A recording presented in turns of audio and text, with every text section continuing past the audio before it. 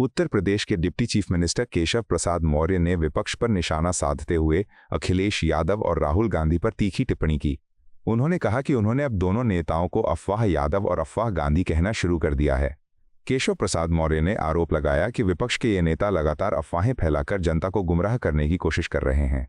उनके मुताबिक जब देश वैश्विक संकट और अंतर्राष्ट्रीय चुनौतियों के दौर से गुजर रहा हो तब जिम्मेदार नेताओं को सोच समझकर बयान देना चाहिए। उन्होंने कहा कि इस तरह के समय में देश के नेताओं का संदेश ऐसा होना चाहिए जिससे लोगों में विश्वास और एकता की भावना मजबूत हो। मौर्य के अनुसार अगर देश के सामने कोई चुनौती आती है तो सभी राजनीतिक दलों को मिलकर उसका सामना करना चाहिए। डिप्टी सीएम ने कहा कि लेकिन विपक्ष इसके उलट माहौल बनाने की कोशिश करता है। उन्होंने कहा कि जनता अब इन बातों को समझ चुकी है और अफवाह फैलाने वाली राजनीति को स्वीकार नहीं करेगी। मौर्य ने कहा कि देश और प्रदेश की जनता विकास और स्थिरता चाहती है, इसलिए राजनीतिक दलों को भी जिम्मेदारी के साथ व्यवहार करना चाहिए। श्री अखिलेश यादव जी और श्री राहुल गांधी जी, मैं इनका नाम बदल करके कल से ही रखा हूं, अफवाह गांधी और अफवाह यादव। ये दुष्प्रचार कर रहे हैं, जनता को गुमराह कर रहे हैं। जब वैश्विक संकट है, ऐसे समय में एक जिम्मेदार राजनेता के नाते संदेश ऐसा देना चाहिए कि देश के ऊपर कोई संकट है तो हम सब लोग मिलकर उस संकट का सामना करेंगे। संकट भी नहीं है, उसके बाद भी प्रतिदिन जो 50 से 55 लाख गैस सिलेंडरों की बुकिंग होती थी, इन लोगों के दुष्प्रचार के कारण 75 लाख से अधिक सिलेंडरों की पर डे बुकिंग शुरू हुई। तो ये दुष्प्रचार करना गंदा खेल है, घिनौना खेल है। इसकी मैं निंदा करता हूँ, भर्त्सना करता हूँ। सरकार के अफवाहबाजी से इन दोनों नेताओं को बाजाना चाहिए। कांग्रेस प्रवक्ता सुरेंद्र राजपूत ने बसपा प्रमुख मायावती के सोशल मीडिया पोस्ट पर प्रतिक्रिया देते हुए तीखा बयान दिया। उन्होंने कहा कि मायावती इस बात से परेशान है कि बहुजन मिशन अब उनके राजनीतिक प्रभाव में नहीं आ रहा है। सुरेंद्र राजपूत ने आरोप लगाया कि बहुजन आंदोलन के नाम पर राजनीति करने वाली मायावती को अब कांग्रेस पार्टी को सलाह देने का कोई अधिकार नहीं है। उन्होंने कहा कि बहुजन मिशन का उद्देश्य समाज के कमजोर वर्गों को मजबूत करना था, लेकिन इसे राजनीतिक स्वार्थ के लिए इस्तेमाल किया गया। कांग्रेस प्रवक्ता ने यह भी कहा कि मायावती जिस तरह के बयान दे रही हैं वह उस सोच को दर्शाता है जो उन्होंने भारतीय जनता पार्टी की संगत में रहते हुए सीखी है। उन्होंने तंज कसते हुए कहा कि यह ज्ञान शायद व्हाट्सएप यूनिवर्सिटी से हासिल किया गया है। सुरेंद्र राजपूत ने कहा कि कांग्रेस पार्टी हमेशा सामाजिक न्याय और समान अधिकारों की राजनीति करती रही है। उनके अनुसार बहुजन आंदोलन का असली उद्देश्य समाज में बराबरी और सम्मान स्थापित करना था और उसी दिशा में कांग्रेस पार्टी काम करती रहेगी। मायावती जी परेशान हैं क्योंकि बहुजन मिशन उनके बहकावे में नहीं आ रहा है। बहुजन मिशन को बेचने का काम जिस मायावती जी ने किया है वो आज की डेट में कांग्रेस पार्टी को ज्ञान न दे, और वो ज्ञान तो कतई न दे जो वो भारतीय जनता पार्टी की संगत में रहकर के व्हाट्सएप यूनिवर्सिटी से प्राप्त कर रही है। परम पूज्य बाबा साहब अंबेडकर जी को संविधान निर्माता बनाने का अगर किसी ने प्रस्ताव किया था तो कांग्रेस पार्टी ने किया था। कांग्रेस पार्टी ने ही दलितों के मसीहा बाबू जगजीवन राम जी को उप प्रधानमंत्री बनाने का काम किया था। 20 निकाती प्रोग्राम भी, आरक्षण को देने का काम भी, संविधान को बनाने और संविधान को बचाने का काम भी, संविधान में दलितों का हक दिलाने का काम भी, ये सब कांग्रेस पार्टी ने किया।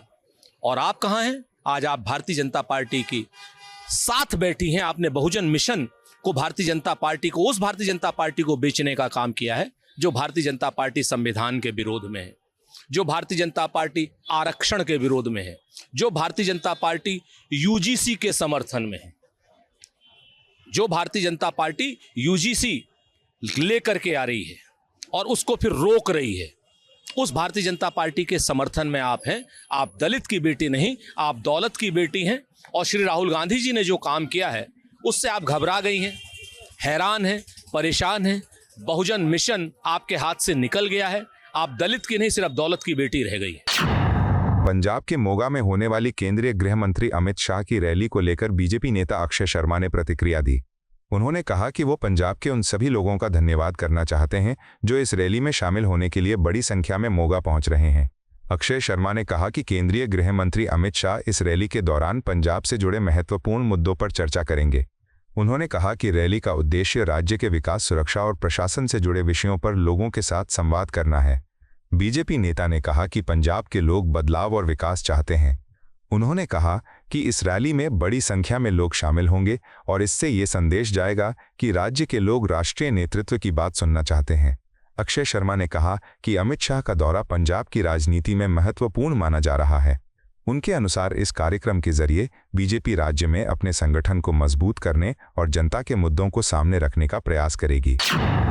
मैं धन्यवाद करना चाहूँगा पंजाब के हर उस वर्ग का जो ज़मीनी स्तर से चल के आज मोगा में हमारे देश के गृह मंत्री श्री अमित शाह जी को उस स्टेज से सुनने के लिए पहुँच रहा है, जिस स्टेज पे पंजाब की बात होगी, पंजाबियत की बात होगी, पंजाब के हर मुद्दे की बात होगी, जिस मुद्दे को लेके लोग और वोटर्स बहुत देर से उत्पीड़न हो रहे हैं। लोगों के दिल में जो दर्द है, जो भाजपा ही सिर्फ एक ऐसा विकल्प है जो उस दर्द को पूरा कर सकती है। देखिए, जो नारा उन्होंने दिया था बदलाव का, आज अमित शाह जी स्टेज से बताएंगे कि असली बदलाव क्या होता है। आने वाले समय में पंजाब भाजपा को लेके किस तरीके से रोड मैप तय करेगी, लोगों के मुद्दे कैसे हल होंगे, महिलाओं के मुद्दे कैसे हल होंगे, नौजवानों के मुद्दे कैसे हल होंगे, नौजवानों के क्या हालात है, बेरोजगारी किस पद्धर पे स्टेट पे बढ़ रही है, लोग लॉ एंड ऑर्डर से कैसे दुखी हो रखे हैं। आज देश में और पूरे पंजाब में किस तरीके का आज डिफरेंस पैदा हो चुका है कि पंजाब में जो हालात हैं और बाकी सूबों में जो हालात हैं, उस तरीके को देखते हुए भाजपा ही लोगों को लग रहा है कि ऐसा विकल्प रहेगी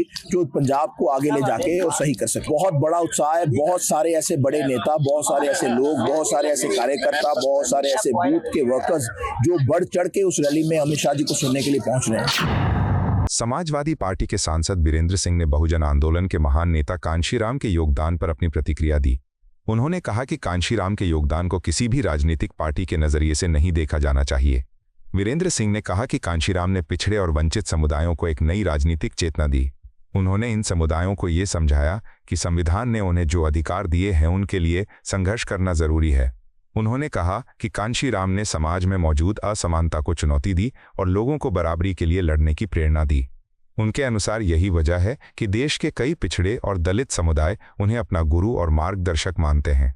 सपा सांसद ने कहा कि कांशीराम की विरासत केवल राजनीति तक सीमित नहीं है, बल्कि ये सामाजिक बदलाव का भी प्रतीक है।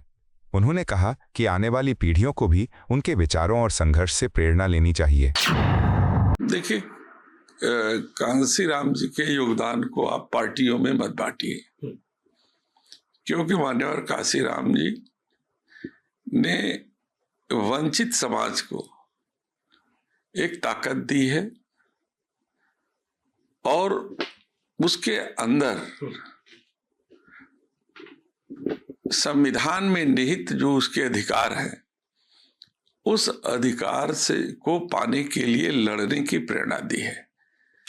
तो इसलिए कांशीराम जी ने समाज को गैर बराबरी से हटा करके जो बराबरी का दर्जा देने का जो मार्गदर्शन किया है, इसलिए वंचित समाज उन्हें अपना मसीहा मानता है और उनके इस योगदान को भूल नहीं सकता। असम के सिलचर में कई विकास परियोजनाओं के उद्घाटन और शिलान्यास के दौरान प्रधानमंत्री नरेंद्र मोदी ने देश के विकास मॉडल पर जोर दिया। उन्होंने कहा कि भारतीय जनता पार्टी की सरकार का स्पष्ट मंत्र है कि विकास की दौड़ में पीछे रह गए लोगों को प्राथमिकता दी जाए। प्रधानमंत्री मोदी ने कहा कि पहले की सरकारें, खासकर कांग्रेस सरकारें, सीमावर्ती क्षेत्रों को देश का आखिरी गांव मानती थीं, लेकिन मौजूदा सरकार की सोच इससे बिल्कुल अलग है। उन्होंने कहा कि उनकी सरकार बॉर्डर के इलाकों को देश का पहला गांव मानती है और वहां विकास को प्राथमिकता देती है। उन्होंने कहा कि पिछले कुछ वर्षों में इन क्षेत्रों में इंफ्रास्ट्रक्चर, कनेक्टिविटी और डेवलपमेंट प्रोजेक्ट्स पर तेजी से काम किया गया है। प्रधानमंत्री ने कहा कि सरकार का लक्ष्य यह सुनिश्चित करना है कि देश का कोई भी हिस्सा विकास से पीछे न रह जाए। उन्होंने कहा कि उत्तर पूर्वी राज्यों के विकास के लिए कई नई योजनाएं लागू की गई हैं और इससे वहां के लोगों के जीवन स्तर में सुधार हो रहा है। मोदी ने विश्वास जताया कि इन प्रोजेक्ट्स से असम और पूरे उत्तर पूर्व क्षेत्र की अर्थव्यवस्था को नई गति मिलेगी। साथियों, भाजपा का मंत्र है, जो विकास की दौड़ में पीछे रह गया उसे प्राथमिकता देना। कांग्रेस की सरकारें बॉर्डर एरिया को देश के अंतिम गांव मानती थी। हम बॉर्डर के गांवों को देश के पहले गांव मानते हैं। और इसलिए बॉर्डर एरिया के विकास के लिए कछार जिले से ही वाइब्रेंट विलेज प्रोग्राम का अगला चरण शुरू किया था। इसे बराक वैली के अनेक गांवों में भी सुधार होना तय हो गया है। आरजेडी सांसद मनोज कुमार झा ने मेरठ के एसएसपी अविनाश पांडे द्वारा सार्वजनिक सड़कों पर नमाज पढ़ने के खिलाफ दी गई चेतावनी पर प्रतिक्रिया दी। उन्होंने कहा कि इस मामले में केवल प्रशासनिक अधिकारी को दोष देना उचित नहीं होगा। मनोज कुमार झा ने कहा कि जब राजनीति का उद्देश्य नफरत फैलाना बन जाता है तो उसका असर समाज और प्रशासन दोनों पर दिखाई देने लगता है। उन्होंने कहा कि सामान्य परिस्थितियों में लोग इस तरह सार्वजनिक स्थानों पर नमाज नहीं पढ़ते। उन्होंने स्पष्ट किया कि ईद की नमाज आमतौर पर एक तय जगह और तय समय पर अदा की जाती है, लेकिन अगर कोई वरिष्ठ अधिकारी इस तरह की कड़ी भाषा में बयान देता है तो इससे ये संकेत मिलता है कि ऐसे मुद्दों को राजनीतिक रूप से भी इस्तेमाल किया जा सकता है। झा ने कहा कि कुछ दिन पहले संभल में एक पुलिस अधिकारी का बयान भी चर्चा में आया था। उन्होंने कहा कि देश के माहौल में जो जहर घुल चुका है उसका असर अब लोगों की भाषा और व्यवहार में भी दिखाई देने लगा है। देखिए, बेचारे एसएसपी को ब्लेम मत करिए। जब राजनीति का यही मकसद हो जाए कि नफरत कितनी बोई जाए, आमतौर पे तो नहीं होता है नमाज, ईद की नमाज होती है। ईद चूंकि स्पेस एक वक्त में स्पेस एकोमोडेट करने को नहीं होता, तो अगर इस तरह की जुबान एक आला अधिकारी बोलने लगे तो उसे पता है कि ऐसी जुबान को आजकल बहुत पॉलिटिकल डिविडेंड मिलते हैं। अभी 2-4 दिन पहले संभल के एक डीएसपी का मैं बयान सुन रहा था, तो ये हमारे मुल्क की आबो हवा में जो जहर गया है ना, वो सबकी जुबान में पहुंच गया है। सबकी जुबान में पता है कि कुछ नहीं होगा हमारा। विश्व हिंदू परिषद के राष्ट्रीय प्रवक्ता विनोद बंसल ने सार्वजनिक स्थानों पर नमाज पढ़ने के मुद्दे पर अपनी प्रतिक्रिया दी। उन्होंने कहा कि सार्वजनिक जमीन पर कब्जा करने या उसे धार्मिक स्थल में बदलने की कोशिश स्वीकार नहीं की जा सकती। विनोद बंसल ने कहा कि कुछ कट्टरपंथी समूह ये दावा करते हैं कि जहां भी नमाज पढ़ी जाती है वह जगह अल्लाह का घर बन जाती है। उन्होंने कहा कि इस तरह की सोच के आधार पर सार्वजनिक स्थानों को धार्मिक स्थल घोषित नहीं किया जा सकता। उन्होंने कहा कि अगर इस तरह की प्रवृत्ति को बढ़ावा दिया गया तो इससे कानून व्यवस्था और सामाजिक संतुलन पर असर पड़ सकता है। बंसल ने कहा कि सार्वजनिक स्थानों का इस्तेमाल सभी नागरिकों के लिए होता है और उन्हें किसी एक समुदाय के धार्मिक उपयोग के लिए स्थायी रूप से कब्जा नहीं किया जा सकता। उन्होंने कहा कि सरकार और प्रशासन को ये सुनिश्चित करना चाहिए कि सार्वजनिक संपत्ति का उपयोग कानून के अनुसार ही हो और किसी भी प्रकार की अवैध गतिविधि को रोका जाए। कदापि नहीं। ये भारत भूमि के मातृभूमि की जो पुण्य धरा है उसको घेरने का जो कुत्सित प्रयास है वो आपका सफल नहीं होगा, क्योंकि यही इस्लामिक कट्टरपंथी कहते हैं कि जहाँ एक बार नमाज हो जाती है वो तो अल्लाह का घर हो जाता है, उसको तो कोई बदल नहीं सकता। तो आखिरकार कितने अल्लाह के घर बनाओगे, कहाँ पर बनाओगे? और जो मस्जिदें खाली पड़ी हैं, वीरान पड़ी हैं, वहाँ कोई आ नहीं जाता नहीं है, वहाँ पर आप खुद नमाज पढ़ने नहीं जाते। और जहाँ आपको शो ऑफ स्ट्रेंथ करनी होती है, शक्ति प्रदर्शन करना पड़ता है, लोगों को डराना धमकाना पड़ता है, लोगों को अव्यवस्था पैदा करने की कोशिश करते हैं, वहाँ पर आप नमाज पढ़ना चाहते हो। इस मानसिकता को आपको त्यागना पड़ेगा। आप सीखो उत्तर प्रदेश पुलिस से। उसने अभी रिसेंटली एक नोटिफिकेशन फिर जारी किया है कि हम किसी भी तरह से रोड पर नमाज अलाउ नहीं करेंगे। कानून का पालन करना सीखिए ना जी। आपके जो सदर हैं वो तो मुझे पता लगा कि बैरिस्टर की डिग्री जो है ना वो लंदन से पास करके आए हैं। तो भारत के कानून और संविधान की बातें भी बहुत बड़ी बड़ी करते हैं और उसी का पालन नहीं करते। जब मस्जिदें इतनी सारी बनी हुई हैं, घर में भी नमाज पढ़ सकते हो, अपने कार्यस्थल पर भी नमाज पढ़ सकते हो, तो जबरदस्ती रोड घेरना जरूरी है क्या?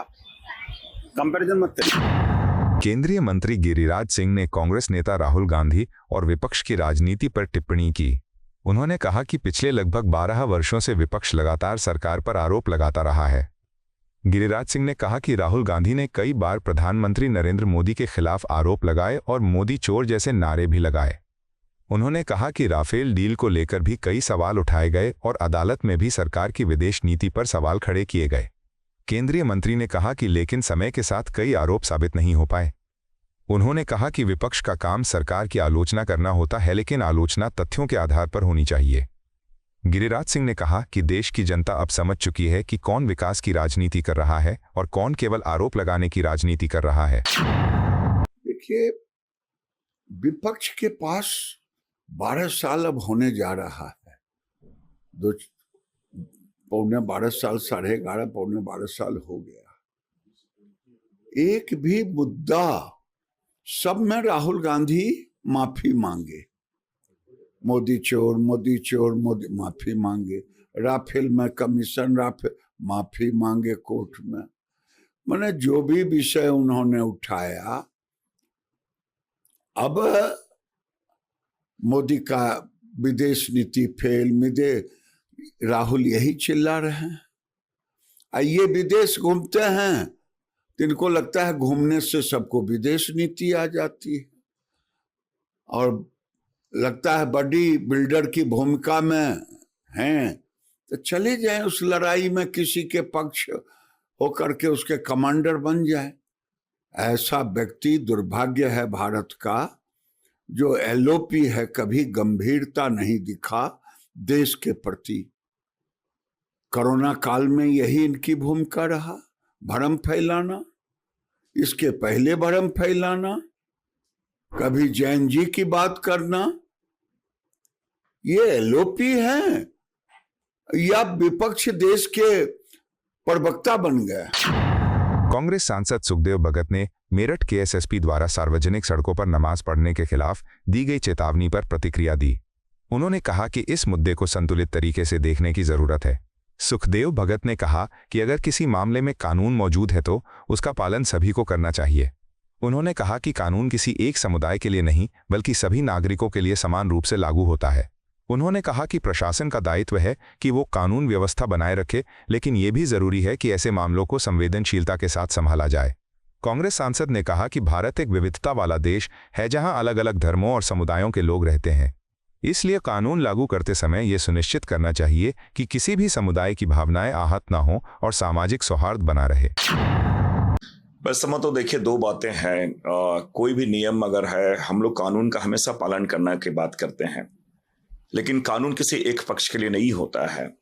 मैं अभी रामनवमी की भी बातें आएंगे, बहुत सारे ऐसे त्योहार है, फिर राजनीतिक जो प्रदर्शन और ये है, अगर सड़क सबों के लिए है तो सभी कार्यों के लिए है, परिवहन के लिए फिर जाकर है। अगर राजनीतिक उपयोग उसका कर रहे हैं या कोई सामाजिक उपयोग कर रहे हैं तो ये भी तो गलत है ना। तो और किसी एक वर्ग विशेष को क्यों इंगित करना चाहते हैं? तो इसलिए मैं एक बात और जरूर कहना चाहूंगा कि इस प्रकार के जानबूझ के किसी को प्रताड़ित करने का, या विशेषकर मैं कहना चाहूंगा अल्पसंख्यकों को प्रताड़ित करने का उनका ये निर्देश है, और ये योगी जी के शह पे, ये भारतीय जनता पार्टी के शह पे इस प्रकार के लोग निर्देश जारी करते हैं। आपको यह वीडियो पसंद आया हो तो इसे लाइक करें, हमारे चैनल को सब्सक्राइब करें।